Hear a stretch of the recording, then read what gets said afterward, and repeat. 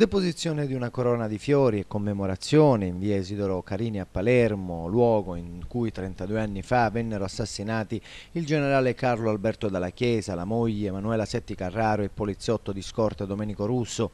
Presenti a ricordare l'eccidio il presidente del Senato Piero Grasso, il presidente della commissione antimafia Rosi Bindi, il cardinale di Palermo Paolo Romeo, il sindaco Leoluco Orlando, il figlio del generale Nando.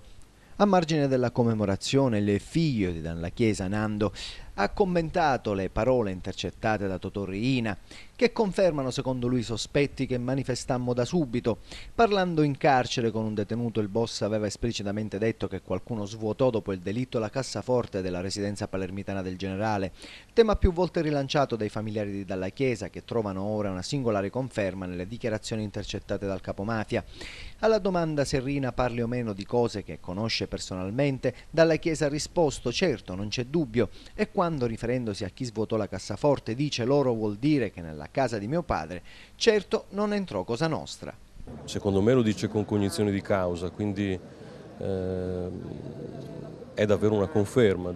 D'altra parte che la cassaforte fosse stata svuotata, che qualcuno fosse entrato in casa clandestinamente per farlo e che non potesse essere Cosa Nostra entrare nella casa del prefetto di notte, questo mi sembrava logico, scontato, non ho mai dubitato di questo. È il simbolo della lotta delle istituzioni contro lo Stato e proprio sul suo esempio e su quello che è successo a lui noi dobbiamo fare in modo che appunto non succeda più.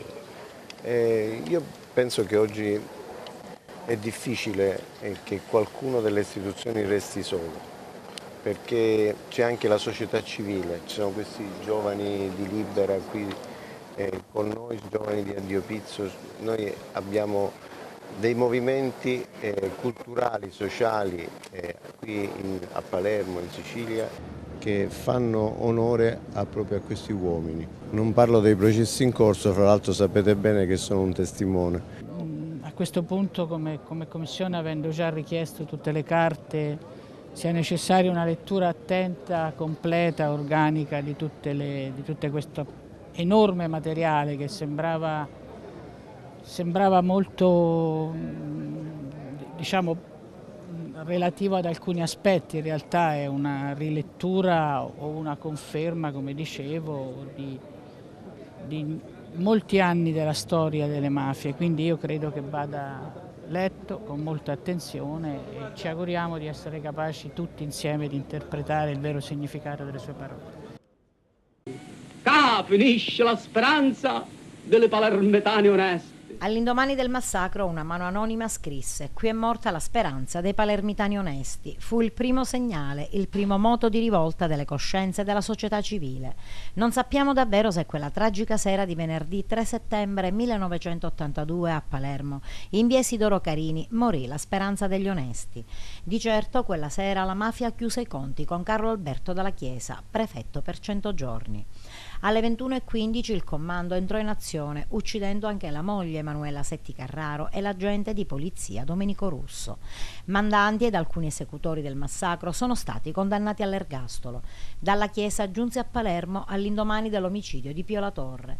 Chiese con forza poteri speciali che non ebbe mai. Non sono qui a Palermo, disse, a firmare patenti. 100 giorni appena durò la sua missione, pochi ma sufficienti perché partisse la stagione delle inchieste scottanti, che da un lato portarono a svelare intrecci tra mafia, politica, affari e dall'altro la nascita dallo sviluppo di una coscienza civile sviluppatasi negli anni. Nei suoi 100 giorni a Palermo Dalla Chiesa avviò incontri con i giovani e con gli studenti, andò a parlare agli operai dei cantieri navali di legalità e di antimafia. Tutto finì il 3 settembre del 1982, famoso l'anatema pronunciato ai suoi funerali dal cardinale Salvatore Pappalardo, mentre Roma discute, Palermo è espugnata.